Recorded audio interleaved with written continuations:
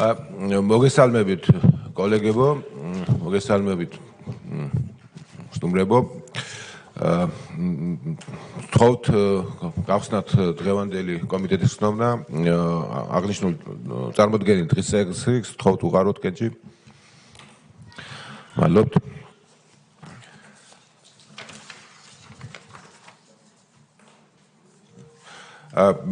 პირველი საკითხით წარმოგიდგენთ საქართველოს მთავრობის მიერ საკანონმდებლო ინიციატივის წესით წარმოდგენილი საქართველოს კანონის პროექტი წიაღის შესახებ საქართველოს კანონში ცვლილების შეტანის თაობაზე. მეორე მოსმენისთვის მოხსენებელი საქართველოს ეკონომიკისა და მდგრადი განვითარების მინისტრის პირველი მოადგილე ქალბატონი ნინო ენუქიძე. გთხოვთ ქალბატონო.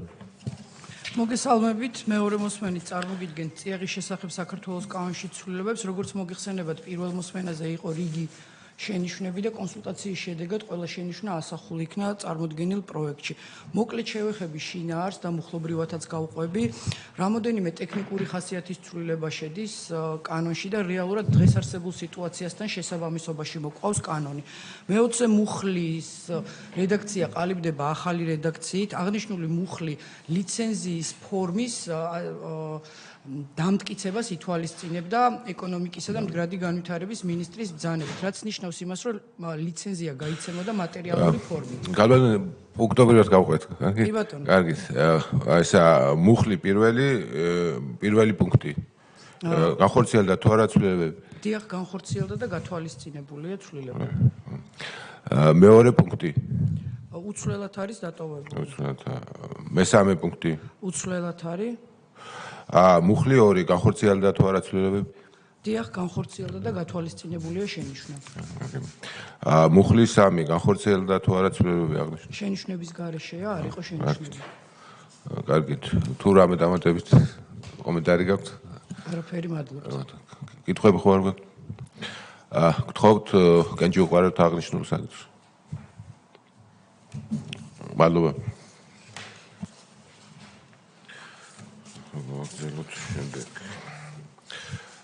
მეორე საკითხი საქართველოს მთავრობის მიერ რატიფიცირებისთვის წარმოდგენილი საქართველოსა და აზიის ინფრასტრუქტურის საინვესტიციო ბანკს შორის სასესხო შეთანხმება.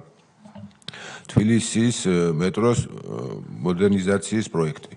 მოხსენებელი საქართველოს ფინანსთა მინისტრის პირველი მოადგილე ბატონი გიორგი კაკაურიძე.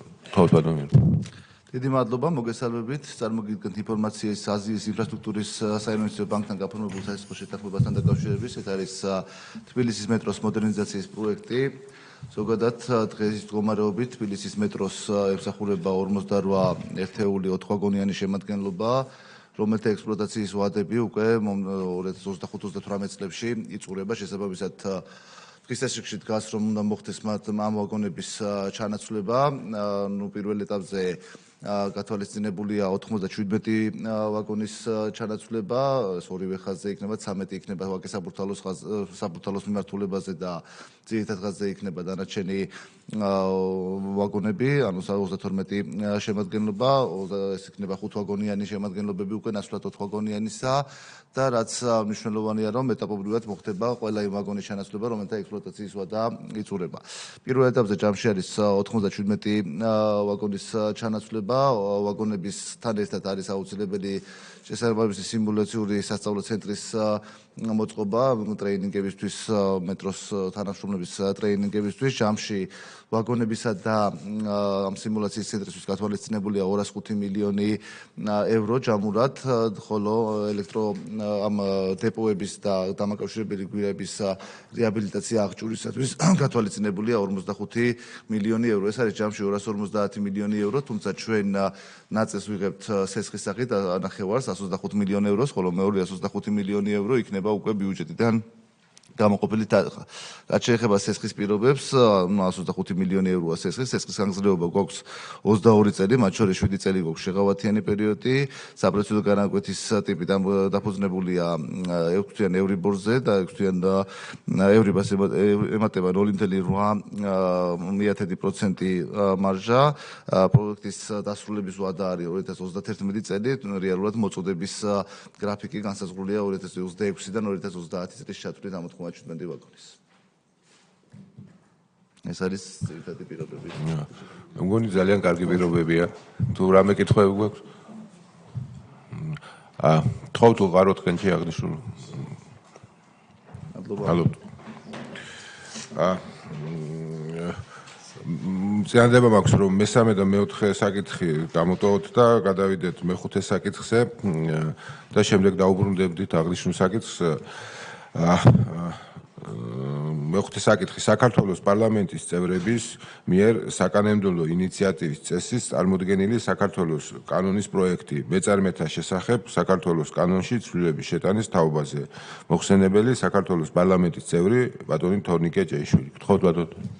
მოგესალმებით ბატონო თავმჯდომარეო, მოგესალმებით კოლეგებო, წარმოგიდგენთ ერთი მოსმენით გამარტივებული წესით მეწარმეთა შესახებ საქართველოს კანონში ცვლილების შეტანის თაობაზე საქართველოს კანონის პროექტს, როგორც მოგეხსენებათ, მეწარმეთა შესახებ საქართველოს კანონი, ახალი კანონი ამოქმედა 2022 წლის 1 იანვრიდან. თავდაპირველად ამ კანონით იყო განსაზღვრული გარდამავალი 2 წლიანი პერიოდი, რომლის მიხედვითაც საწარმოებს, რომლებიც რეგისტრირებული იყვნენ, ესე იგი ამ თარიღამდე, ანუ კანონის ამოქმედებამდე, დაეკისრათ ვალდებულება, რომ მათი სარეგისტრაციო მონაცემები მოეყვანათ შესაბამისობაში უკვე ახალი კანონის მოთხოვნებთან.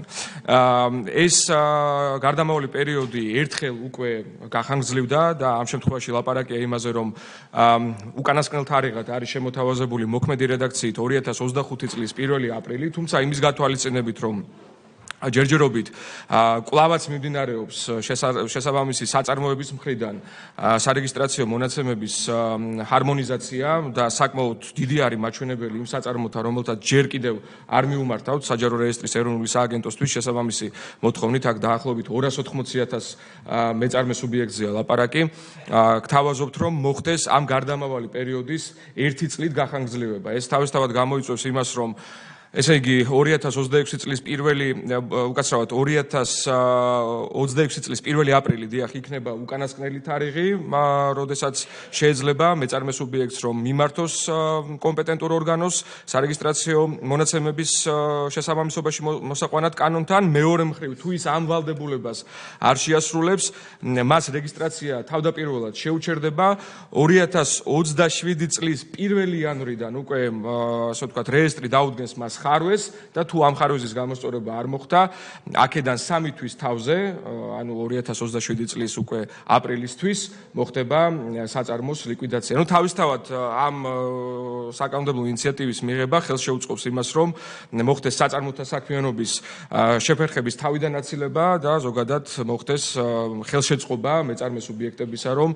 თავისი სარეგისტრაციო მონაცემები მოიყვანონ შესაბამისობაში ახალი კანონის მოთხოვნებთან. ვინაიდან კიდევ ერთხელ ვიმეორებ, აქ მხოლოდ და მხოლოდ თარიღის ცვლილებაზეა საუბარი, წარმოდგენილი ინიციატივა არის გამარტივებული წესის რეჟიმში განსახილველი. კითხვების შემთხვევაში მზად ვარ, რომ გიპასუხოთ. გვაქვს კითხვები? მე ერთ კომენტარს გავაკეთებდი, რომ აღნიშნული შესახებ ჩვენ ასევე შეხვედრა გვქონდა ბიზნეს ასოციაციასთან გასულ კვირას და მათთვისაც ეს მნიშვნელოვანი საკითხი იყო გადავადებისა. არაერთმა კომპანიამ მიმართა თხოვნით ასოციაციას და ძალიან მნიშვნელოვანი საკითხია, რომ ამ კომპანიებს მიცეთ საშუალება, რომ სრულყოფილად გაიარონ რეგისტრაცია და შესაბამისი პროცედურები. გთხოვთ კენჭი უყარავთ აღნიშნულს. მადლობთ. კარგით, მეოთხე საკითხი შეგვიძლია, ხო? კარგით, მაშინ დაუბრუნდები მეოთხე საკითხს, ეს გახლავთ საქართველოს პარლამენტის წევრების მიერ საკანონმდებლო ინიციატივის წესით წარმოდგენილი საქართველოს კანონის პროექტი მაუწყებლობის შესახებ საქართველოს კანონში ცვლილების შეტანის თაობაზე. მოხსენებელი საქართველოს პარლამენტის წევრი ბატონი რატი იონათამიშვილი. გთხოვთ ბატონო. მოგესალმებით კოლეგებო, მზად ვარ მეორე მოსმენის წესით წარმოგიდგინოთ აღნიშნული ინიციატივა.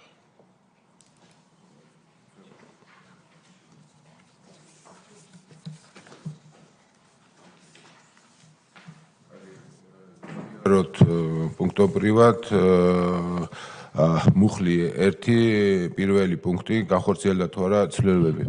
ცვლილებები არ გვაქვს. მეორე პუნქტი განხორციელდა თუ არა? მუხლი 2 განხორციელდა თუ არა ცვლილებები? ტოვებთ იმ რედაქციით, რაც დარიგებული. კარგით. მადლობთ. კითხვები ხომ არ გაქვს ან კომენტარი? გთხოვთ უყაროთ თქვენში მეორე მოსმენით. მადლობთ.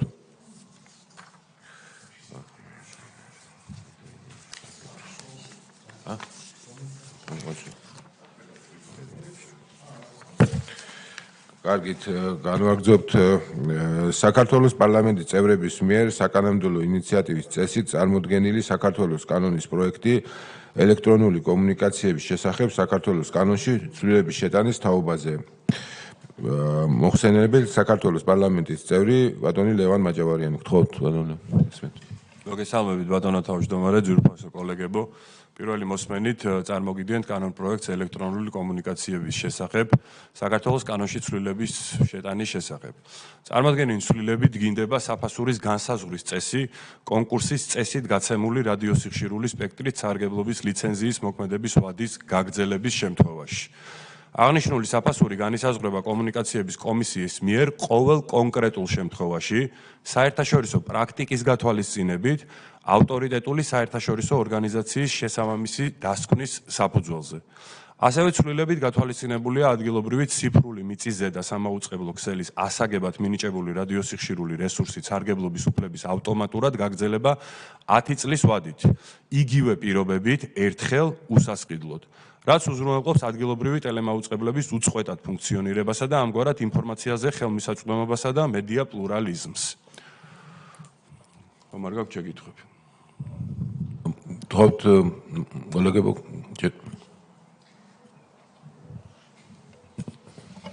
მადლობა ბატონო ლევან, მადლობა ბატონო თავმჯდომარე. ამ კანონ პროექტის შესახებ კიდევ დავაზუსტო ერთი რამე. ეხლა არსებული ლიცენზიები გაგრძელდება 10 წლით, ამაზე არის საუბარი, ხო? თუ სწორად გავიგე. კი ბატონო, და 23 ასეთი მაუწყებელი არის, რომელიც რეგიონალურად მაუწყებლობს, მათ აქვთ მიცემული კონკურსის და აუქციონის გარეშე უფლება მაუწყებლობის და შესაბამისად უკვე ვადა გაზდით ივნისის თვეში და უსასყიდლოდ გაუხანგრძლივდებათ იგივე პირობებით 10 წლით და რა თქმა უნდა ეს ახლა ძალიან ლოგიკურია, ვინაიდან ესენი არიან ისეთი მაუწყებლები, რომლებსაც ახლა დიდი ფინანსური წყარო არ გააჩნიათ და თუ მათ რაიმის გადახდა მოუწევთ, ეს აისახება შემდეგ სააბონენტო გადასახადებში და რა თქმა უნდა უკვე ხალხს მით უმეტეს რეგიონებში წტომა აღარ ექნებათ უკვე ინფორმაციაზე და ეს სასარგებლო არის, ვინაიდან აუცილებელია რომ ყველას წტომა კონდეს ნებისმიერი სახის ინფორმაციაზე და მაქედან გამომდინარეობს ასეთი ტიპის ინიციატივა. მადლობა ბატონ ლევან და 10 წლის მერე, როგორც უფრო გასაგები რო იყოს, 10 წლის მერე იქნება დაზუსტებული თანხა, რა თანხის გადახდის შემთხვევაში გაუგრძელდება, ალბათ გაგრძელდება ეს ლიცენზია, ხო? ხო, ესეთი ეს გაგრძელება არის ერთჯერადი 10 წლით და ნუ შემდეგ უკვე დავაკვირდეთ როგორ განვითარდება ზოგადად მოვლენები. მადლობა. გთხოვთ კენჭი უყაროთ აღნიშნულ განპროექტს. მადლობთ.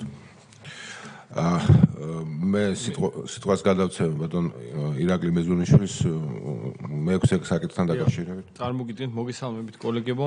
წარმოგიდგენთ დღევანდელი დღის წესრიგიდან გათვალისწინებულ მე-6 საკითხს, ეს არის საქართველოს პარლამენტის წევრების ბატონ შოთა ბერიკაშვილის, ირაკლი მეზურნიშვილისა და გიორგი ბარვენაშვილის მიერ საკანონმდებლო ინიციატივის წესით წარმოდგენილი საქართველოს კანონის პროექტები თამბაქოს კონტროლის შესახებ საქართველოს კანონში ცვლილების შეტანის თაობაზე და თამბაქოს კონტროლის შესახებ საქართველოს კანონში ცვლილების შეტანის თაობაზე.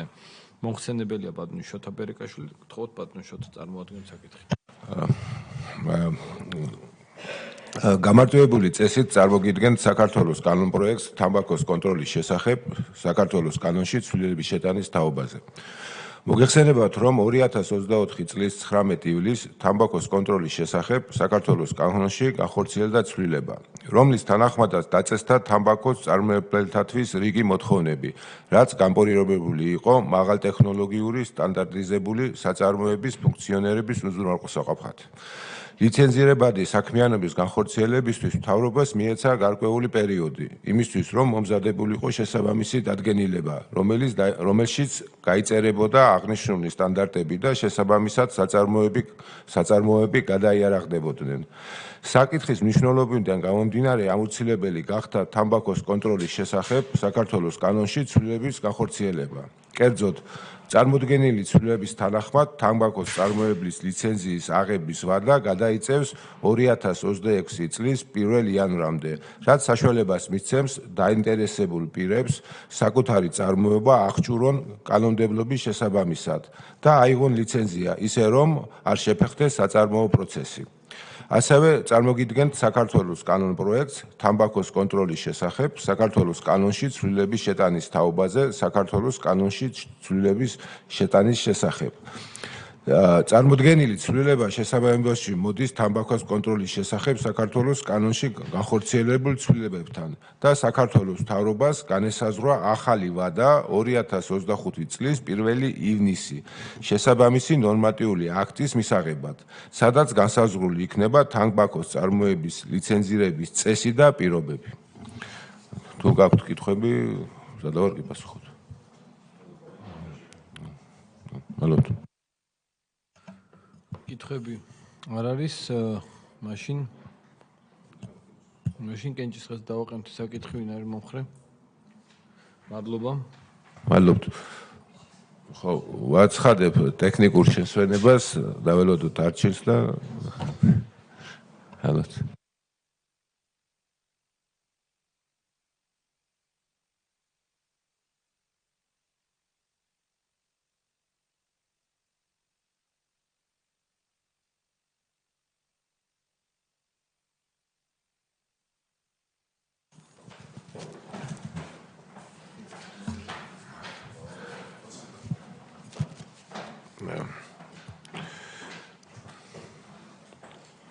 თქოთ განვაგრძობთ დღევანდელი კომიტეტის ხდომა, წარმოგიდგენთ მესამე საკითხს საქართველოს პარლამენტის წევრების მიერ საკანონმდებლო ინიციატივის წესით წარმოდგენილი მაუწყებლობის შესახებ საქართველოს კანონში ცვლილების შეტანის თაობაზე.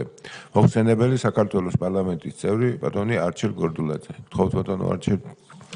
მადლობა ბატონო თავმჯდომარე, მოგესალმებით კოლეგებო, მესამეები დაამტვრეს საზოგადოებას და ყველა იმ ადამიანს, რომელიც დაინტერესებულია და უსმენს დარგობრივი კომიტეტის ხდომას. განსახილველად წარმოგიდგენთ მაუწყებლობის შესახებ საქართველოს კანონში ცვლილების შეტანის თაობაზე საქართველოს კანონის პროექტს და საზოგადოებისთვის კიდევ ერთხელ რომ გავმარტოთ თუ რას ეხება ეს ცვლილებები.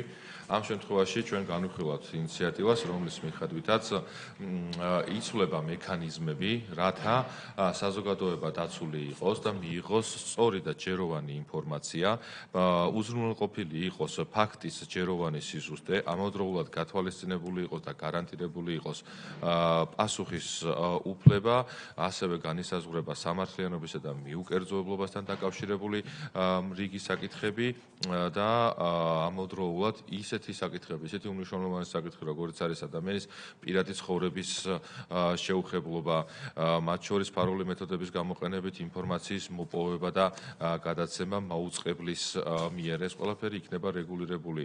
ან მაგალითად პროგრამაში მონაწილე არასრულწლოვანი პირების დაცვასთან დაკავშირებული საკითხები და უბედური შემთხვევებისა და საგანგებო ვითარების გაშუქებასთან დაკავშირებული საკითხები განისაზღვრება საკანონმდებლო დონეზე, როგორც საზოგადოებას მოეხსენება, აქამდე ეს მთელი რიგი საკითხები რეგულირდებოდა თვითრეგულირების მექანიზმით, ქცევის კოდექსით, რომელიც იყო მიღებული კომუნიკაციების ეროვნული კომისიის შესაბამისი კანონქვემდებარე ნორმატიული აქტით დამტკიცებული 2009 წელს და 2009 წლიდან მოყოლებული დღევანდელ დღემდე მაუწყებლები, ვალდებულები იყვნენ და არიან, რომ დაიცვან მაგალითად ფაქტის ჯეროვანი სიზუსტე, მიუკერძოებლობა და სტანდარტები, რომელიც დაკავშირებულია ახალი ამბების გადაცემასთან, ასევე საზოგადოებრივ პოლიტიკურ გადაცემებთან დაკავშირებით, ამავდროულად საავტორო პროგრამებთან და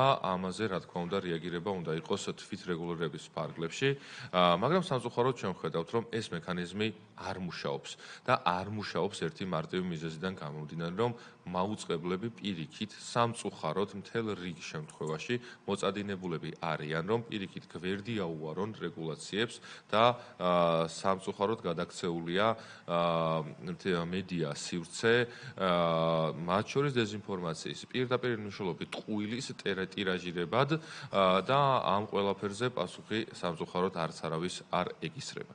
ამ ყველაფერზე რა თქმა უნდა, ეს არ ახალი საკითხია, ამ ყველაფერზე რა თქმა უნდა, წლების განმავლობაში მიდიოდა ამა თუ იმ ფორმით მსჯელობა, მაგრამ საბოლოო გადაწყვეტამდე საქმე არ მისულა და ეხლა ჩვენ გვაქვს შესაძლებლობა, რომ შევავიღოთ მექანიზმი, რომელიც გულისხმობს ერთი მხრივ დაინტერესებული პირის, ანუ უფლებადარღვეული პირის შესაძლებლობას, რომ მან მიმართოს თვითრეგულირების მექანიზმს, ისევე როგორც ეხლა ეს არის გათვალისწინებული.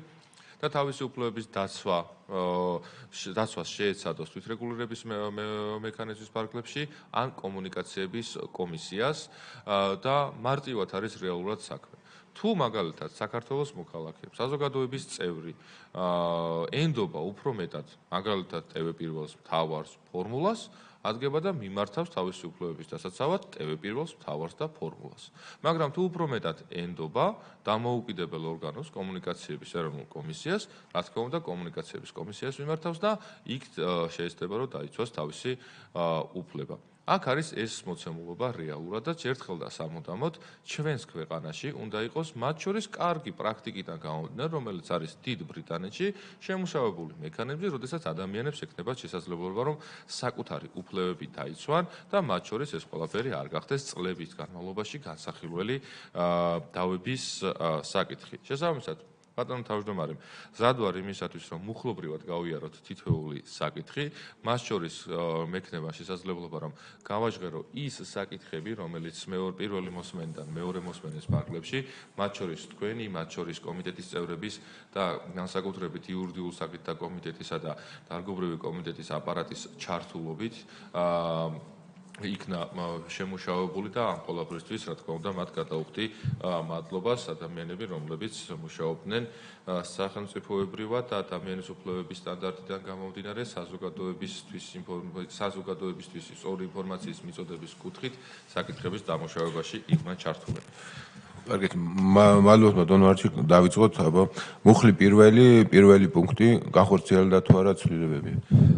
მინდა გითხრათ, ბატონო თავმჯდომარე, რომ მუხლ პირველში პუნქტი პირველი გადანომრილი იქნება და ეხლა გახდება პუნქტი მეორე და ამავდროულად ჩვენ გვაქვს ცვლილება შემოთავაზებული, ის რომ საზოგადოებისათვის იყოს საზოგადოებაც რომ იყოს ინფორმირებული, რომ გვაქვს ასეთი მოცემულობა. მაგალითად, რომელიმე მაუწყებელს იმავდროულად აქვს საიტიც, აქვს სოციალური ქსელიც.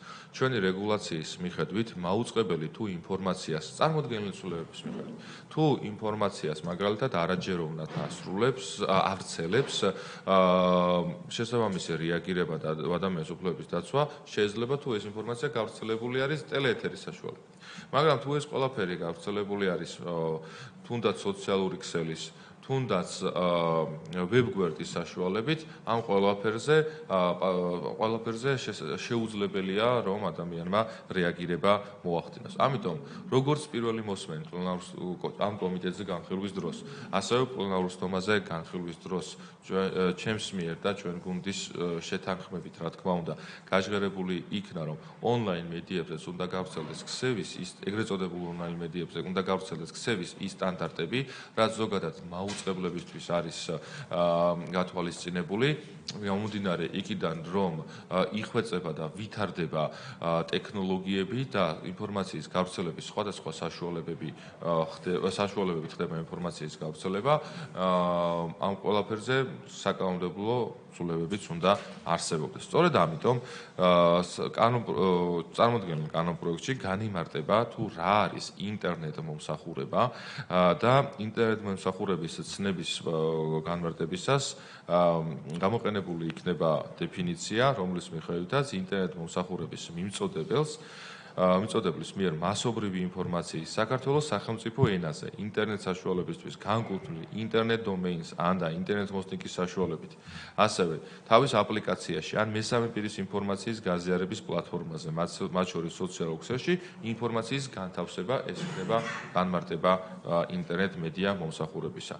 ხოლო ინტერნეტ მედია მომსახურების მიმწოდებლად ჩაითვლება აუწყებელი ან სხვა პირი, რომელიც მასობრივი ინფორმაციის საქართველოს სახელმწიფო ენაზე განსახორციელებლად ერთპიროვნულად ან სხვასთან ერთად ფლობს ან იყენებს ინტერნეტ დომეინსა და ინტერნეტ ჰოსტინგს. ეს არის შინაარსი, შეგვიძლია ვთქვათ, რა თქმა უნდა, მეორე მოსმენის ფორმატში, პლენარულ სხდომაზე განხილვების თვალსაზრისით შესაძლებელია, რომ კიდევ უფრო ზუსტი დეფინიცია იყოს წარმოდგენილი და წარდგენილი საქართველოს პარლამენტისა და საზოგადოებისათვის, შესაბამისად თქვენის ნებართვით ბატონო თავმჯდომარე, კომიტეტის წევრებო, უყაროთ ამ ყველაფერს თქვენი თანხმობის შემთხვევაში კენჭი, რომ კორექტირებული ვერსია ამ ჩემს მიერ გაჟღერებული ინფორმაციისა წარდგენება პლენარულ სხდომას უკვე მეორე მოსმენის განხილვის პერიოდში. ამავდროულად მთავარი რა არის, რომ მთავარი ის არის, რომ რა თქმა უნდა ეს ყველაფერი არ ვრცელდება ფიზიკურ პირებზე, ფიზიკური პირები, რომლებიც ინფორმაციას ავრცელებენ. აქ იგულისხმება ის ორგანიზაციები, რომლებიც საკუთარ თავს მედიას უწოდებენ და წარმოადგენენ მედიას, მაგრამ არ მაუწყებლობენ, არ ოპერირებენ როგორც მაუწყებლები, ანუ მათი ინფორმაციის გავრცელების საშუალება და ხერხი არ არის ტელევიზია, მაგრამ ამ ინფორმაციის გასავრცელებლად იყენებენ როგორც საიტებს, ასევე სხვადასხვა აპლიკაციას და აქვს სტრუქტურიზებული ფორმა ამ პირებზე გავრცელდეს იგივე სტანდარტები, რა სტანდარტებით მაუწყებლებზე ვრცელდება და რა სტანდარტები იგულისხმება ისევ და ისევ ფაქტის ჯეროვანი გავრცელება მაგალითად იგულისხმება მიუკერძოებლობის სტანდარტი, ახალი ამბების სწორად გადაცემის და ასე შემდეგ. ყველა ის სტანდარტი, რომელიც წარმოდგენილი სულების მიხედვით გათვალისწინებულია მაუწყებლებისათვის.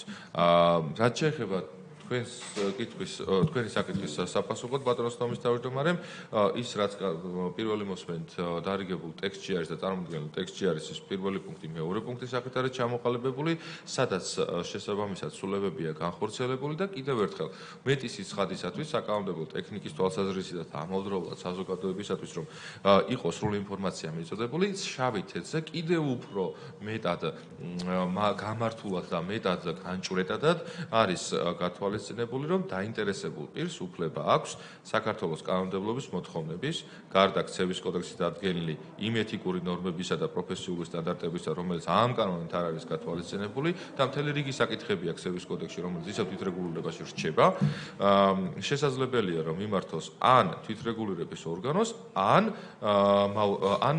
კომისიას. ეს არის გათვალისწინებული ცვლილება ამ პუნქტში და მათ შორის დაიხვეწა საკანონმდებლო ტექნიკის თვალსაზრისით. ეს ეხებოდა მეორე პუნქტს. პირველი მუხლის პირველ პუნქტს და მეორეს. კი ბატონო. რაც შეეხება მეორეს, რომელიც გულისხმობს მაგალითად მეორე პუნქტს, ხო? პირველი პუნქტი კი ბატონო. ფაქტის გათვალისწინებული ცვლილება გულისხმობს ფაქტის ჯეროვანი სიზუსტისა და პასუხის უფლებას. აქაც რა თქმა უნდა კიდევ ერთხელ დაიხვეწა კანონპროექტი და მაქსიმალურად მიახლოებული, სიტყვით მიახლოებული ტექსტი არის წარმოდგენილ კანონპროექტში ის ტექსტისა, რომელიც იყო ქცევის კოდექსში, რა თქმა უნდა, ქართულად რიგ შემთხვევაში არის ეს ყველაფერი უფრო მორგებული საკანონმდებლო ენაზე და მაგალითად პირველი პუნქტით განისაზღვრება, რომ მაუწყებელი ვალდებულია ახალი ამბები და ფაქტებზე დაფუძნებული ინფორმაცია გადასცეს ჯეროვანი სიზუსტით და მიუკერძოებლად. ამავდროულად მაუწყებელი ვალდებულია, რომ მიიღოს ყველა გონევრული ზომა, რათა არ დაუშვას სრულ ან შეცდომაში შემყვანი ინფორმაციის გავრცელება და ამავდროულად მნიშვნელოვანი ფაქტობრივი შეცდომების შესწორება უნდა მოხდეს ღიად და დაუყოვნებლივ, თანაზომიერი საშუალებებით და ფორმით. ამავდროულად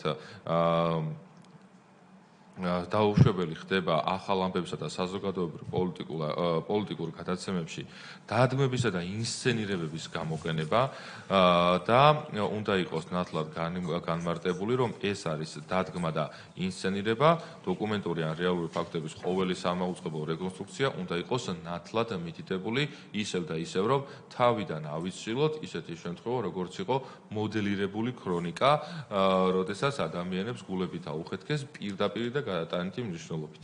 ასეთი რაღაცები არ უნდა ხდებოდეს მედიაში. ამავდროულად რიგი საკანონმდებლო ტექნიკის თვალსაზრისით გათვალისწინებული ცვლილებები გვაქვს წარმოდგენილი და ამავდროულად ერთი ჩანაწერიც კიდევ უფრო ცალსახად ემატება, რომ დაინტერესებული პირის მოთხოვნის შემთხვევაში კომისია უფლებამოსილია ფაქტის ჯეროვანი სიზუსტის დარღვევისთვის პასუხისმგებლობის დაკისრებასთან ერთად, როგორც არის გაფრთხილება და ჯარიმები და სხვა სანქციები კანონით გათვალისწინებული, ერთად მაუწყებელს დაავალოს დაინტერესებული პირისათვის ამოხლით გათვალისწინებული პასუხის უფლებით სარგებლობის შესაძლებლობის მიცემა. რაც იგულისხმება, რომ თუ ადამიანი გადაწყვეტს, რომ მეც მათქმევინეთ და ჩემი პოზიცია მნიშვნელოვანია, რომ გაჟღერდეს კონკრეტულ მაუწყებელში, რომელიც არაჯეროვანი ინფორმაციის რომლის შესახებაც არაჯეროვანი ინფორმაცია, ცრუ ინფორმაცია გავრცელდა და ამის საპასუხოდ დროის დათმობას თუ მოითხოვს, ზუსტად ამასაც გამოიყენებს შესაძლებლობას კომისია. შემდეგი საკითხი უკვე სამართლიანობასა და მიუკერძოებას ეხება ბატონო თავმჯდომარე, თქვენის ნებართვით მაშინ განვაგრძელდა. კი ბატონო. რაც შეეხება სამართლიანობასა და მიუკერძოებას 54 მუხლით გათვალისწინებული იქნება, რომ ახალი ამბების გადაცემისას მაუწყებელი ვალდებულია უზრუნველყოს სამართლიანობისა და მიუკერძოებლობის პრინციპის დაცვა და მნიშვნელოვანია, რომ როდესაც მაყურებელი უყურებს ახალი ამბების გადაცემას, მან უნდა მიიღოს ინფორმაცია შეფასებების გარეშე მშრალი ფაქტების შესახებ და თუ მაგალითად რომელიმე ჟურნალისტს იქნება თუ რომელიმე მაუწყებელს ექნება სურვილი, რომ თავისი პოზიცია დააფიქსიროს, ამ ყველაფრის პოზიციის დაფიქსირება, რა თქმა უნდა, შესაძლებელი იქნება საავტორო გადაცემაში და ამავდროულად აქაც მნიშვნელოვანია, რომ საავტორო გადაცემაც არ აძლევს სრულ თავისუფლებას კონკრეტულ მაუწყებელს, აქ არის თავარი, რომ საავტორო გადაცემაშიც ყველა რელევანტური ინფორმაცია კონკრეტულ საკითხთან დაკავშირებით უნდა იყოს გაჟღერებული და რა იგულისხმება აქ, რომ ერთ კონკრეტულ საკითხთან დაკავშირებით თუ არსებობს აზრი, ეს უნდა გააჟღეროს ჟურნალისტმა, ამავდროულად ამ საკითხს თუ სხვანაირად ხედავენ სხვადასხვა ადამიანები და საზოგადოებაში განსხვავებული დამოკიდებულება, ამის შესახებაც უნდა აცნობოს ისევ და ისევ საზოგადოებას, ამავდროულად მას აქვს შესაძლებლობა, რომ საკუთარი აზრი დააფიქსიროს, ამით განსხვავდება ახალი ამბების გადაცემა საავტორო გადაცემისგან და აქ რომ კაფიოთ უნდა იყოს გავლებული ზღვარი, ამასვე ამბობდა ქცევის კოდექსი, ამას ამბობდა 2009 წლიდან, მაგრამ სამწუხაროდ ჩვენ რეალობაში ვხედავთ, რომ რა არის ახალი ამბები, რა არის პოლიტიკური გადაცემა და რა არის საავტორო გადაცემა, ვერავინ ვერ გაიგებს, ყველაფერი ისე არის ერთმანეთში გადაჯაჭვური. ამავდროულად ცვლილებები არის, რომ ამ კუთხით და ამ შინაარსით, ამ სულისკვეთებით შესაბამისად 54 მუხლში არის ცვლილებები გათვალისწინებული. რაც შეეხება 54 პრიმა მუხლს, პირადი ცხოვრების ხელშეუხებლობის საკითხია გათვალისწინებული და დარეგულირებული, როგორც პირველი მოსმენით განხილვის დროს მოგახსენეთ, ამავდროულად ეხლაც კიდევ ერთხელ განმარტავ, რომ დაუშვებელია მაუწყებლის მიერ ადამიანის პირადი ცხოვრების ხელშეუხებლობის უფლების ხელყოფა, ამავდროულად აკრძალული იქნება სასწავლო დაწესებულებაში, საავადმყოფოში, სასჯელ აღსრულების დაწესებულებაში, პოლიციის განყოფილებაში ან სასწრაფო დახმარების მანქანაში სიუჟეტის მოსამზადებლად პირდაპირ თანხმობის გარეშე შესვლა და აუცილებელი იქნება, რომ როგორც დაწესებულების თანხმობა, ამავდროულად მაგალითად ავადმყოფის თანხმობას და ჩვენ სამწუხაროდ ხედავდით, მაგალითად კოვიდის მიმდინარეობის დროს ყველას გვახსოვს ალბათ ისეთი ფაქტი, რომ სასწრაფო დახმარების მანქანაში კონკრეტული ჟურნალისტები ცდილობდნენ შესვლას მაშინ, როდესაც სასწრაფო დახმარების მანქანას გადაყავდა კოვიდ პაციენტი, ცდილობდნენ მისგან ინტერვიუს აღებას, თუმცა თანხმობა რა თქმა უნდა პაციენტისა არ ჰქონდათ მიღებული. ამაზეა საუბარი. რომ იყოს ცალსახად განსაზღვრული, რომ ისევ და ისევ იმისათვის, რომ ადამიანის უფლებები იყოს დაცული. იგივე რეგულაციები 54 სეკუნდა მუხლთან დაკავშირებით მაუწყებლის მიერ ფარული მეთოდის გამოყენების ინფორმაციის მოპოვებასა და გადაცემას არეგულირებს, აქ წარმოდგენილი ცვლილებები არ აგვაქვს, ზუსტად იგივე არის, რაც პირველი მოსმენით მიღებულ ვერსიაში იყო. ამავდროულად ცვლილების გარეშე გვაქვს შეიარაღებული დაპირისპირების უბედური შემთხვევების ან სხვა საგანგებო ვითარების გაშუქებასთან დაკავშირებული მუხლი და ცალკე არის პროგრამაში მონაწილე არასრულწლოვანი პირის დაცვის ცალკეული საკითხები დარეგულირებული 56 კვადრა მე-4 პრიმა მუხლის მიხედვით და ერთ-ერთი მთავარი ცვლილება რაც წარმოდგენილი არის წინამდებარე მეორე მოსმენისთვის ფორმატში ეს არის ინტერნეტ მედია მომსახურებისთვის პასუხისმგებლობა. ინტერნეტ მედია მომსახურების გამწევის პასუხისმგებლობა ზუსტად იგივენაირად იქნება მიმწოდებლის უпростоრად პასუხისმგებლობა ზუსტად იგივენაირი იქნება როგორც არის ეს მაუწყებლის შემთხვევაში რომელიც გულისხმობს პირველ შემთხვევაში გაფრთხილებას, შემდეგ გაფრთხილების მიუხედავად დარღვევის აღმოუფროლობის შემთხვევაში შესაძლებელია რომ კომისიამ გამოიყენოს ჯარიმები განსაზღვრულია ბრუნვის 0.5%-ის, 1%-ის, 3%-ის ოდენობით და ამავდროულად შესაძლებელია რომ ცალკე დამატების მსჯელობის საგნად შემიძლია შემოგთავაზოთ და ამავდროულად ჩვენ შეგვიძლია ეს ყველაფერი გადავიტანოთ უკვე პლანურ სტომაზე უკვე დაზუსტებული ვერსია რომ მათ შორის შესაბამისი ინტერნეტ დომეინის ან ინტერნეტ ჰოსტინგის ფუნქციონირების შეწყვეტას გამომდინარე იქიდან რომ მაუწყებლობის შემთხვევაში ასეთი რამე არის გათვალისწინებული როგორც არის ავტორიზაციის უკაცრავად შეწყვეტის შესახებ და შესახვის თაობაზე. ამავდროულად მნიშვნელოვანი ცვლილება არის წარმოდგენილი გარდამავალი დებულების თვალსაზრისით და მისათვის რომ ვინმე მცილი არ დაგწამოს რომ ჩვენ გვინდა რომ ჩავერიოთ მაუწყებლების საქმიანობაში და მათ მიმართ თქვათ უკაცრავად ჯარიმების ან გაფრთხილებების მექანიზმები იყოს კანონმდებლობის დონეზე დაშვებული რომ მომენტალურად ყოველგვარი დროის მიცემის გარეშე ამოქმედდეს 2025 წლის 1 ივნისამდე ჩადენილ დარღვევების შემთხვევაში თუ საკითხს მოიკვლევს კომისია და დარწმუნდება რომ ქონდა დარღვევას ადგილი პასუხისმგებლობა რა თქმა უნდა დაეკისრება ანუ გაფრთხილება ჯარიმა გამოყენებული იქნება მაუწყებლის და ინტერნეტ მომსახურების მიმწოდებლის მიმართ მაგრამ მაგალითად გამოტანილი მიღებული ჯარიმების შესახებ მიღებული გადაწყვეტილებები აღსასრულებლად არ მიექცევა და ეს მნიშვნელოვანია იმისათვის რომ მაუწყებლებს მიეცეთ შესაძლებლობა მათ შორის პრაქტიკაც იყოს ჩამოყალიბებული მიუხედავად იმისა რომ 16 წლის განმავლობაში უნდა ჩამოყალიბებულიყო პრაქტიკა და არ ჩამოყალიბებულა ეხლა იქნება შესაძლებელი იმიტომ რომ არ მუშაობდა უბრალოდ მექანიზმი ეხლა მექანიზმი იმუშავებს დადგინდება პრაქტიკა და მათ შორის მაუწყებლებსაც ექნებათ შესაძლებლობა რომ ამ პრაქტიკიდან გამომდინარე და კომისიის მითითებებიდან გამომდინარე დაიცვან კანონი და რაც მთავარია უზრუნველყოფილი იყოს საზოგადოებისათვის ზუსტი და ჯეროვანი ინფორმაციის მიწოდება დაცული იყოს ადამიანის უფლებები თუ მათზე გავრცელდა არასწორი ინფორმაცია და ამავდროულად კანონპროექტს ემატება კიდევ ერთხელ ჩანაწერი რომლის მიხედვითაც ცილის წამებასთან დაკავშირებით სამოქალაქო წესით დავა რა თქმა უნდა იქნება გაგრძელებადი და იქნება შესაძლებელი რომ გაგრძელდეს და საბოლოო ჯამში ჩვენ უნდა მივიღოთ დაბალანსებული მედია გარემო როდესაც იქნება ერთი მხრივ ადამიანის უფლებები გათვალისწინებული მეორე მხრივ სიტყვისა და გამოხატვის თავისუფლება უზრუნველყოფილი ამავდროულად საზოგადოებაც იქნება დაცული ცრუ ინფორმაციის დეზინფორმაციის გავრცელებისგან თუ იქნება კითხვები მზად ვარ და ვიპასუხოთ მადლობთ ბატონ არჩილ კითხვები კარგით მაშინ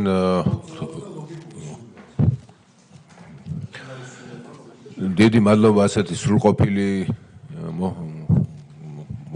მოსენებისთვის და გთხოვთ მეორე მოსმენით კენჭი უყაროთ აღნიშნულ გარკვეულს. დიახ, გთხოვთ. მოგესალმებით, გამარჯობა, სახალხო დამცველის მოადგილე თამარ კვარამაძე. მე მექნება რამდენიმე კითხვა და მოსაზრება თქვენის ნებართვით თუ შეიძლება. ძალიან მნიშვნელოვანი ცვლილებებია წარმოდგენილი წლების განმავლობაში არაერთი მსჯელობის და განხილვის საგანი ყოფილა, როგორ უნდა მომხდარიყო რეგულირების და თვითრეგულირების საკითხის, ასე ვთქვათ, გადაწყვეტა ევროდირექტივიდან გამომდინარე რამდენჯერმე განიხილებოდა საქართველოს პარლამენტში რამდენიმე ინიციატივაც და ყოველთვის ეს ვნებათა ხელვას იწვევდა თვითრეგულირების ნაცვლად, მარეგულირებელმა რომ განიხილოს ეს საკითხები, ხომ არ იქნება ეს უფლებამოსილება ბოროტად გამოყენებული და შეზღუდული სიტყვისა და გამოხატვის თავისუფლება და მედიის საქმიანობა. ბოლოს 2022 წელსაც იყო ეს განხილვები, მსჯელობა და მაშინ საერთაშორისო ექსპერტების მიერ შემოთავაზებული იყო ალტერნატივის სახით თანარეგულირების მოდელი.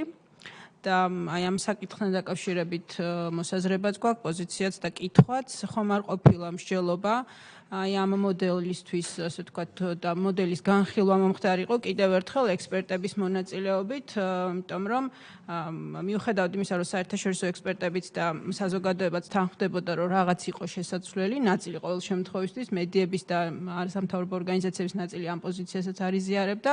მაინც რახან საჭიროება არსებობდა, ექსპერტების მზაობაც იყო გამოხატული, რომ ხომ არ გვეფიქრა და ხომ არ ეფიქრა ქვეყანას თანარეგულირების მოდელზე მსგავს ნაცვლად იმისა, რაც ეხლა განიხილება, იმის გამო, რომ ძალიან ბევრი კითხვის ნიშნები არსებობდა მარეგულირებლის მიერ მიღებული გადაწყვეტილებების მიმართ და ბოლო, როდესაც იგივე სიძულვილის ენასთან დაკავშირებით შევიდა ცვლილებები, მაშინაც მსგავსი განხილვების დაძდევდა თან ამ პროცესს, თუმცა მარეგულირებელმა ძალიან კარგი სახელმძღვანელო შეიმუშავა, განმარტება პრაქტიკაში როგორ გამოიყენებდა ამ ნორმის განმარტებას, ასე ვთქვათ და მას შემდეგ სახელმწიფო თავადაც ზედამხედველობას და ყურადღებას აქცევს, ხომ არ იხილავს რაღაც საკითხებს ამ მიმართულებით და რაიმე გადაწყვეტილება ხომ არ არის პრობლემური. ამიტომ კითხვა ესეთი შინაარსის, ანუ ამ თანარეგულირების მოდელზე ხომ არ ყოფილა მსჯელობა, ან ალტერნატივად ხომ არ იქნება კარგი, ეს იქნას განხილული და თუ არა, მაშინ მარეგულირებელი კომისიისთან პარლამენტს რამდენად ქონდა უკვე კომუნიკაცია, როგორ აპირებს ის პრაქტიკაში ამ ნორმების განხილვას, იმიტომ რომ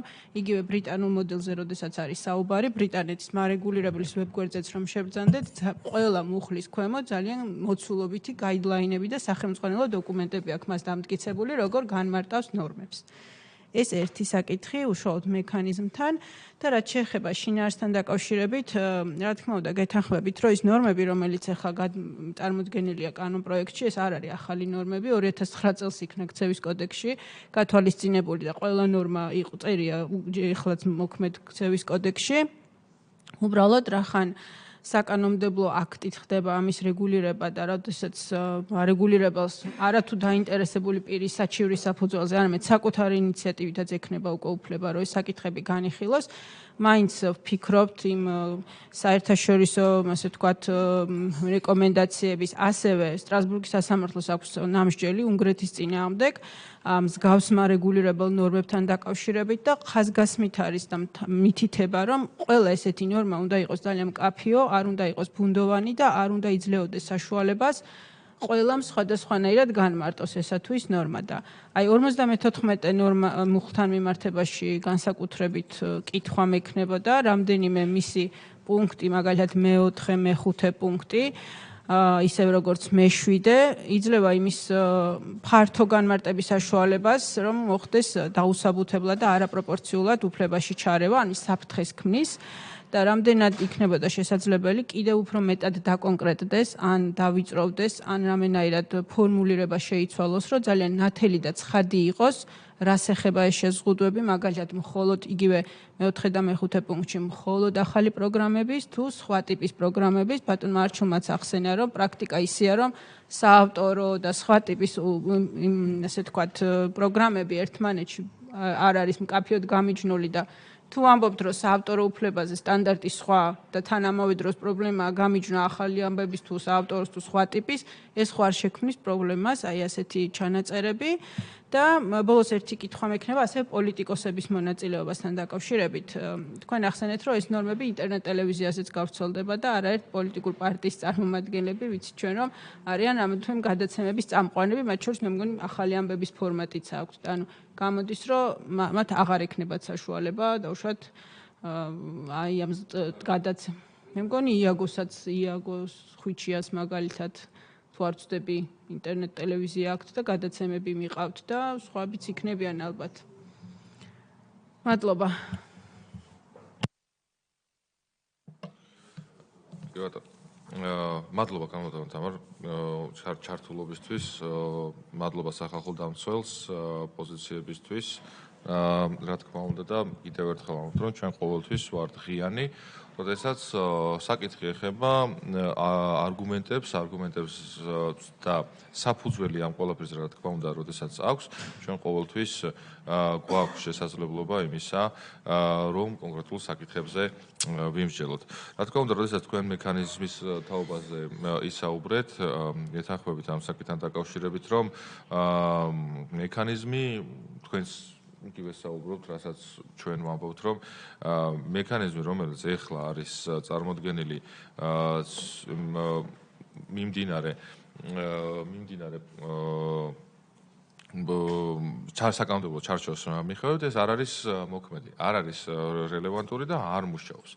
ამავდროულად, რა თქმა უნდა, წლების განმავლობაში იყო საუბარი, მათ შორის კიდევ ახალი კომისიის, კიდევ ახალი მარეგულირებლის თუ დავების გამსახილველი და გამხილველი ორგანოს შექმნის შესახებ და ეს ყველაფერი მიმართული იყო, რომ მავანს მაგალითად არ მოსწონს ეროვნული მარეგულირებელი კომისიის საქმიანობა, მისი შემადგენლობა და მე ძალიან კარგად მახსოვს და საზოგადოებასაც დარწმუნებული ვარ ახსოვს, როდესაც ბავშვის უფლებების დაცვასთან დაკავშირებული სულებები იყო წარმოდგენილი და განიხილებოდა საქართველოს პარლამენტში, იხლებოდა ეს მაგალითად მაუწყებლობის შესახებ კანონის 56 პრიმა, სეკუნდა, ტერცია მუხლებს და როდესაც ბავშვის უფლებების დასაცავად და მათ რეაგირებისათვის კომუნიკაციების კომისია იყო შემოთავაზებული, ამ საკითხსაც იგივე შიშები იყო, ბრჭყალებს შიშე, რომ კომუნიკაციების კომისია ამ ყველაფერს ვერ შეძლებს და როგორ იქნება განმარტებული პრაქტიკაში კონკრეტული ნორმები, არ ვიცი და ზუსტად იგივე იყო მაგალითად პასუხისუფლებასთან დაკავშირებული ცვლილებები და ჩვენ გვახსოვს, როგორ მაგალითად ევროპის ორი განსხვავებული ორგანიზაცია ერთსა და იმავე საკითხთან დაკავშირებით ორ განსხვავებულ რეკომენდაციებს გასცემდა საქართველოსთან დაკავშირებით. კი. და აქ საუბარი იყო, რომ ერთი კონკრეტული ორგანიზაცია ერთს ამბობდა, მეორე კონკრეტული ორგანიზაცია მეორეს. და აქ უკვე შუაში არჩევანი უნდა გაეკეთებინა საქართველოს სახელმწიფოს და ეხლაც ასე გვაქვს ჩვენ მოცემულობა დამდგარი, რომ დიახ, რეკომენდაციებს მოვისმენთ, თუ იქნება ის არგუმენტირებული, რა თქმა უნდა, მაგრამ გადაწყვეტილებას მივიღებთ ისეც, როგორც ეს არის ქართული ხალხისთვის მიზანშეწონილი. და სწორედ ამიტომ საუბრობთ, რომ როდესაც მაგალითად განსხვავებული ვერსიები არსებობს, ავიღეთ კარგი ისევ და ისევ ბრიტანული მოდელი. სადაც ბრიტანულ მოდელში კანონპროექტის წარმოდგენის საკითხების გადაწყვეტას ახდენს იქაური კომუნიკაციების კომისია და რა თქმა უნდა, აბსოლუტურად გეთანხმებით შემდეგ თქვენს კითხვის პასუხად მოგახსენებთ, რომ რა თქმა უნდა, მთელ რიგ საკითხებთან დაკავშირებით უნდა არსებობდეს პრაქტიკა. და მაგალითისთვის რო ვთქვათ, აი კეთილსინდისიერება. რა ვიცი, სამოქალაქო სამართალთან ვინმეს თუ ოდესმე ქონია შეხება, მისი საძირკველი, საფუძველი სამოქალაქო ურთიერთობებისა, ეს არის კეთილსინდისიერების პრინციპი. ამაზე არის აგებული მთელი სისტემა. ხოლო თუ რას ნიშნავს კეთილსინდისიერება, ეს ყოველ კონკრეტულ შემთხვევაში არის ჩართული პირების გადასაწყვეტი და რა თქმა უნდა საბოლოო ჯამში სასამართლოს მიერ გადასაწყვეტი. შესაბამისად, ის რომ ყოველი ნორმა უნდა იყოს მაქსიმალურად დეტალიზებული, რა თქმა უნდა, ჩვენ ვსაუბრობთ, რომ ყოველი ნორმა და ის ნორმები, რომლებიც საქართველოს პარლამენტში არის ხოლმე შემუშავებული და განსაკუთრებით დიდი მადლობა იმ ექსპერტებს და იმ თანამშრომლებს, რომლებიც ნორმების შემუშავების დროს არიან ხოლმე ჩართულები და შემიძლია გითხრათ, რომ არანაკლებები თუ ხშირ შემთხვევაში მეტი ცოდნით და გამოცდილებით არ არიან გამორჩეულები, ვიდრე ეგრეთ წოდებული ექსპერტები, რომლებიც წარმოგვიდგენენ ხოლმე რაღაც თავიანთ შენიშვნებს და მათ შორის სხვადასხვა უცხოელებზეც შემიძლია იგივე გითხრათ, რომ არაერთ უცხოელ ექსპერტზე უკეთესი ცოდნა და გამოცდილება აქვს მათ შორის ამ კომიტეტის აპარატის თანამშრომლებს, იურიდიულ საკითხთა კომიტეტის თანამშრომლებს თუ საჯარო სამსახურით დასაქმებულ ადამიანებს, რომლებსაც ასე უღირსად ექცევიან და მათ შორის მაუწყებლების ფორმატში აყენებენ უდიდეს შეურაცხყოფას, რაც კატეგორიულად მიუღებელია და მადლობა უნდა გადაუხადოთ თითოეულ ადამიანს გაწეული საქმიანობისათვის. ზოგადად, როდესაც საუბრობთ იმაზე, რომ ნორმა უნდა იყოს, რა თქმა უნდა, განჯვრდადი, ეს ცალსახაა, არ ახალია.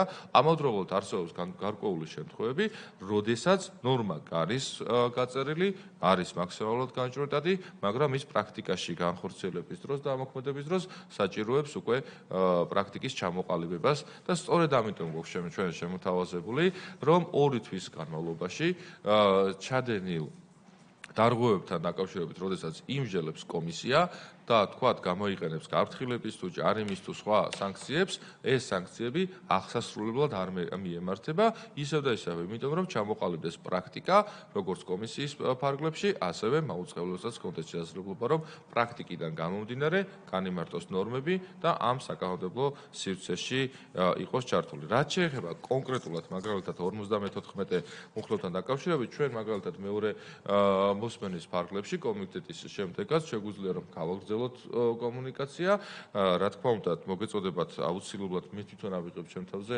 იმის პასუხისმგებლობას, რომ ის რედაქცია, რომელიც ახლა მე წარმოვადგინე საზოგადოებისა და კომიტეტის წევრების თვალწინ, გამოგიგზავნოთ და რა თქმა უნდა, მოხარულები იქნებით, რომ თქვენი არგუმენტები გქონდეთ წარმოდგენილი და მე დარწმუნებული ვარ, რომ თითოეულ საკითხთან დაკავშირებით აუცილებლად საბოლოო ჯამში შევჯერდებით და ისეთი მოცემულობა იქნება, რომელიც ისევ და ისევ მიზანს, რა თქმა უნდა, შეასრულებს, ამავდროულად თუ კონკრეტულ სიტყვების წყობასთან ერთად იქნება და წყობასთან დაკავშირებით იქნება გარკვეული მოსაზრებები, რა თქმა უნდა, ამ ყველაფერს ჩვენ გავითვალისწინებთ. ერთი საკითხია და ერთი რამ მინდა რომ დავაზუსტო, რომ ეს ცვლილებები იქნება თუ ნებისმიერი ჩანაწერი მაქსიმალური სიზუსტით ქცევის კოდექსიდან არის ამოტანილი კანონის დონეზე. შესაბამისად, მაუწყებლები, მათ შორის პრაქტიკის დადგენის თვალსაზრისით, წესით და რიგით კარგად უნდა იყვნენ გარკვეულები, თუ რა წერია ქცევის კოდექსში, მათ შორის კარგად უნდა ქონდეთ გათავისებული თითოეული სიტყვა, იმიტომ რომ მათ ამ ქცევის კოდექსის შესრულებაზე თავადვე აიღეს ვალდებულება და წესით და რიგით უნდა ასრულებდნენ და მათთვის ეს არავითარ სიახლეს არ უნდა წარმოადგენდეს, მაგრამ მიუხედავად ამისა, ჩვენ მაინც ვაძლევთ იმ ორთვიან ვადას, რომ პრაქტიკა კიდევ უფრო ჩამოყალიბდეს და დაიხვეწოს. მადლობა, იმედია ყველა კითხვას გავიცი პასუხი. ხო, კი, პოლიტიკოსებთან დაკავშირებით შეიძლება კვლავ კიდევ მეორე მოსმენის ფორმატში კიდევ დაზუსტებულად პლანური სტომის ფორმატში, რა თქმა უნდა, დაზუსტებულად იყოს ვორდინგი უკაცრავად სლენგისთვის, საკანონმდებლო სლენგის ფორმულირება მუხლებისა იყოს ჩამოყალიბებული. და ამაზე შეგვიძლია დამატებით გავაგრძელოთ მსჯელობა. მადლობა. მადლობთ ბატონ არჩილ.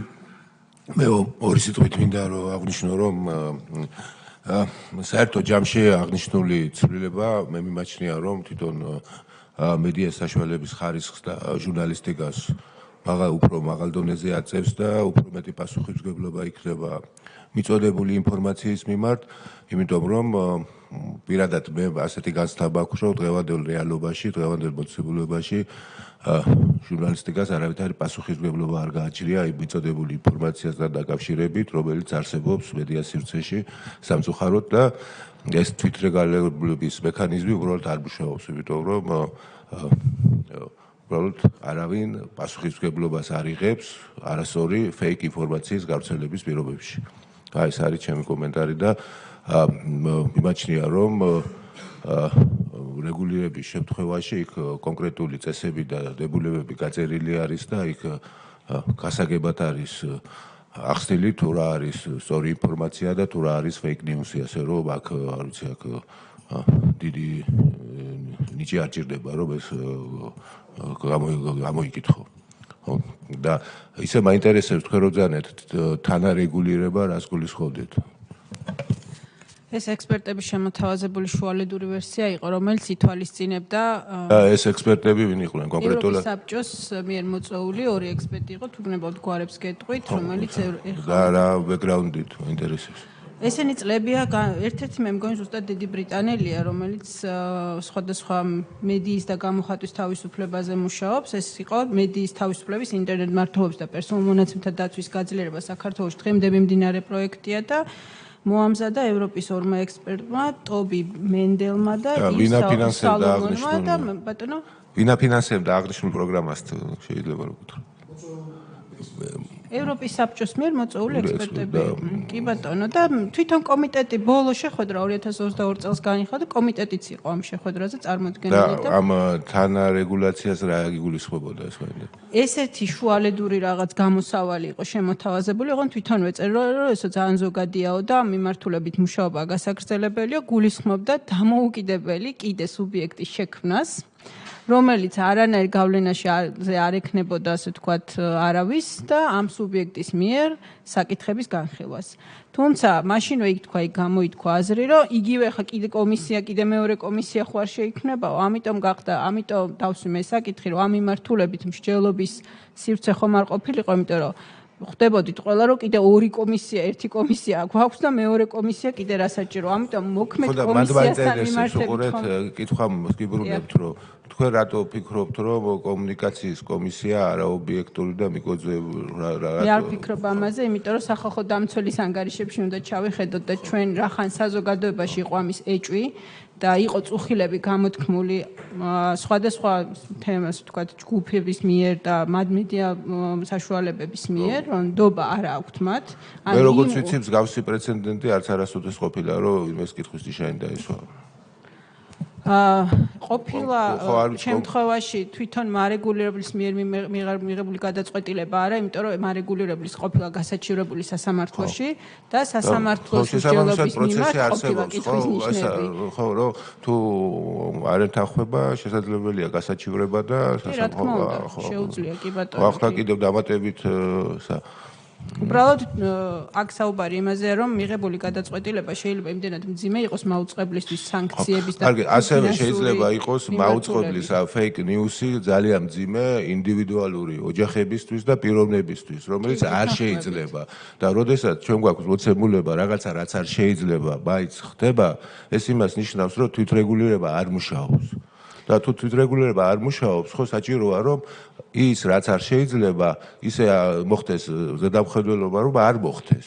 ძალიან მარტივია. თვითრეგულირებით შეიძლება ვერა, მაგრამ სამოქალაქო სამართლის წესით შესაძლებელია დავა დღესაც, უბრალოდ რამდენად ეფექტურია, ამაზეა ზუსტად მსჯელობა და ამ ეფექტურობის გაუმჯობესებაზე ვსაუბრობთ ყველა მე მგონი.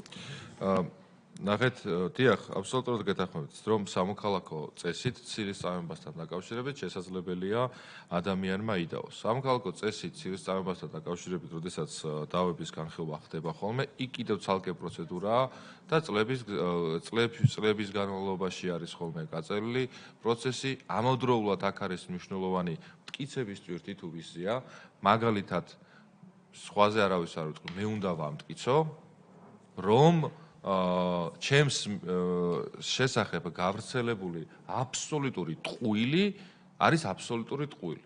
ანუ როგორ შეიძლება ადამიანმა დაამტკიცოს, რომ რაღაც ბუნებაში არ არსებობს და სამწუხაროდ ამისი მტკიცების ვალდებულება არის ახლა მოცემული საკანონმდებლო ჩარჩოთი.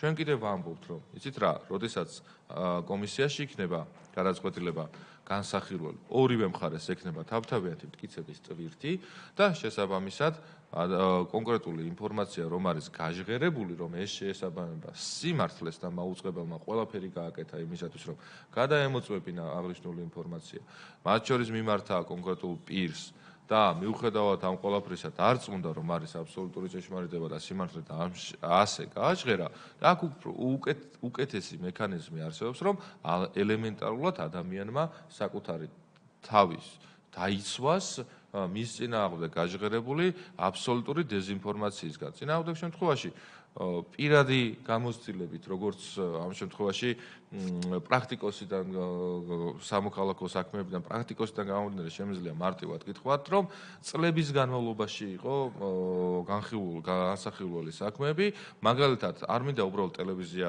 დავასახელო და კონკრეტული ჟურნალისტი დავასახელო, რომლის მიმართაც მაგალითად, რომელსაც სასამართლო ზალით დაევალა ფაქტების უარყოფა და ისე მოახერხა იმ კონკრეტულმა ჟურნალისტმა ფაქტების უარყოფა, რომ ცალკე დავაიყო დასაწყები, ოღონდ ისევ იგივე ფორმატში წლების განმავლობაში. მაგიტომ ამბობთ, რომ არ მუშაობს მექანიზმი, ის მექანიზმი, რომელიც ეხლა არის საკანონმდებლო სივრცეში. ხოლო რაც შეეხება ის, რაც შემოთავაზებული იყო მაგალითის სახით, თანარეგულირების თვალსაზრისით, ანუ რეალობა და საზოგადოებისთვისაც რომ იყოს სალსახა და ცნობილი, რა იყო შემოთავაზებული ვერსია, რომ კომუნიკაციების კომისიის ნაცვლად და ნაცვლად თვითრეგულირების მექანიზმისა შემოვიღოთ ახალი თვითრეგულირების მექანიზმი, რომლის პერსპექტივა იქნებოდა ზუსტად იგივე, როგორც არის თვითრეგულირების ფარგლებში. ის, რომ მაგალითად კონკრეტულ ადამიანს, კონკრეტული ორგანოს მიმართ აქვს თუ არა კონკრეტული ნდობა, ერთი რამე უნდა გავითავისოთ სულ ყველამ, რომ მაგალითად ის, რომ ვინმე ვიღაცას არ ენდობა, ნდობა არ ნდობაზე, ან პირად სუბიექტურ დამოკიდებულებაზე ვერ იქნება დამოკიდებული კანონის შესრულება და მათ შორის გასაჩივრების მექანიზმების ფუნქციონირებას. ისევ და ისევ პირადი მაგალითიდან შემიძლია გითხრათ, რომ სასამართლოშიც მიღებული ყოფილა ჩემს წინააღმდეგ იგივე გადაწყვეტილება, როდესაც ჩემს მარწმუნებელს ვიცავდი, რომელიც აბსოლუტურად მიუღებელი იყო ჩემთვის და გასაჩივრების მექანიზმით აპელაციო საკასაციო წესით მისარგებლია, ამავდროულად ყოფილა სასამართლოში ისეთ ჩემს წინააღმდეგ მიღებული გადაწყვეტილება და ჩემი მარწმუნებლის წინააღმდეგ მიღებული გადაწყვეტილება, რომელსაც ვკითხულობდი, ვეთანხმებოდი, იმიტომ რომ ისეთი არგუმენტირებული იყო, მაგრამ უნდა გამესაჭრა. ასეთი მაგალითებიც ყოფილა და რა გავაკეთოთ ახლა? ის რომ კონკრეტული ადამიანი მაგალითად ტვ პირველი ენდობა თუ არა კომუნიკაციების კომისიას ან სასამართლოს ენდობა თუ არა, ამაზე იყოს დამოკიდებული მთელი ქართველი ხალხი და საზოგადოებას ინფორმაციის სწორი ინფორმაციის მიღება არ მიღება დამოკიდებული იყოს იმაზე, მაგალითად ბატონი ნიკა გვარამია იქნება თუ რა ვიცი ვისი არის უკვე რომელი პარტია, რომელ ტელევიზიას ფლობს და რომელი წილები, რომელ კომპანიებშია, რომ კაცმა რო ვეღარ გაიგო უკვე ეგრეთ წოდებულ ოპოზიციაში, მაგაზე ვიყოთ ახლა დამოკიდებული, ამათი პირადი გზნობები რა არის? არა, რა თქმა უნდა. და ნებისმიერ შემთხვევაში რა მექანიზმიც არ უნდა შემოიმუშაოთ და რა მექანიზმიც არ უნდა იყოს მოფიქრებული, ყოველთვის მაუწყებელს, რომელსაც მოუნდება, ან ნებისმიერ ძალას, რომელსაც მოუნდება, რომ კანონი დაარღვიოს, მარტივად შეიძლება თქვას, რომ იცით რა, მე აი მექანებს არ ვენდობი, მის მიერ მიღებულ გადაწყვეტილებას არ აღვასრულებ და ისევ კანონი დარჩეს აღვასრულებლად. არა, ესეთი რამე გამორიცხულია. ჩვენთვის თავარი არის, რომ ორი ვერსია არსებობს. ადამიანს შეუძლია რომ წავიდეს თვითრეგულირებაში და თვითრეგულირებაში ამოწუროს თავისუფლებების დაცვა, წავიდეს კომუნიკაციების კომისიაში და რაც თავარია კომუნიკაციების კომისიაში მიღებული გადაწყვეტილება, რა თქმა უნდა, ისევ და ისევ საერთო სასამართლოებში შეიძლება ადამიანმა გაასაჩივროს და თავისუფლება იქ დაიცვას და ამავდროულად საბოლოო ჯამში რომ შევკვდათ ეს საკითხი, ეს არის რომ მიზანი, ჩვენ თავარია მიზნიდან გამოვიდეთ, რომ თუ ფაქტებს ჯეროვნად აჟღერებს, იცავს ნეიტრალიტეტს, იცავს მიუკერძობლობას,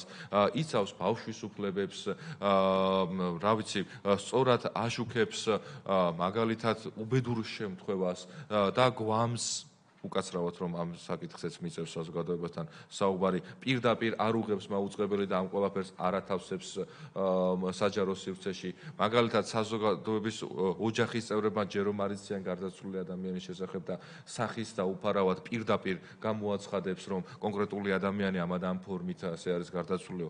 ამ ყველაფერს თუ მაუწყებელი არ დაარღვევს და იქნება დაცული და ისე იმუშავებს, როგორც უნდა იმუშაოს მაგალითად ბრიტანეთში მაუწყებელმა, არც არავის გარეაგირებელი არაფერი არ იქნება. ჩვენ იმაზე კი არ უნდა დავიწყოთ საუბარი, რომ რა იქნება დარღვევებზე რეაგირება. არა, ჩვენ იმაზე უნდა ვიმუშაოთ, რომ დარღვევები საერთოდ არ იყოს და ჩვენი მიზანიც ეგ არის, რომ დარღვევა არ იყოს და თითოეულს შეეძლოს საშუალება, რომ ერთი მხრივ სიტყვისა და გამოხატვის თავისუფლება უზრუნველყოფილი იყოს და მეორე მხრივ ადამიანის პირადი ცხოვრების ხელშეუხებლობაც უზრუნველყოფილი იყოს. ზუსტად ამას ვამბობს, მათ შორის ICH-იც და მთელი რიგი გადაწყვეტილებებია ამ კუთხით მიღებული. მადლობა.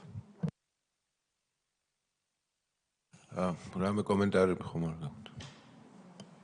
არა, კომენტარი არ მექნება, უბრალოდ ამ კონკრეტული თქვენი პასუხებიდან გამომდინარე და პოზიციიდან გამომდინარე, უბრალოდ სახელმწიფოს იფიქრებს მარეგულირებლის მიერ ამ უფლებამოსილების ქონის შემთხვევაში, როგორ გავხადოთ კიდევ უფრო მეტად გამჭვირვალე ან პროგნოზირებადი და არაბუნდოვანი მარეგულირებლის საქმიანობა. დამერწმუნდეთ, ჩვენი მიზანიც ეგ არის იმასთან ერთად, რომ როგორ გავხადოთ მედია სივრცე, სუფთა, გამჭვირვალე და ყველასათვის მისაღები ობიექტური რაც თქვა.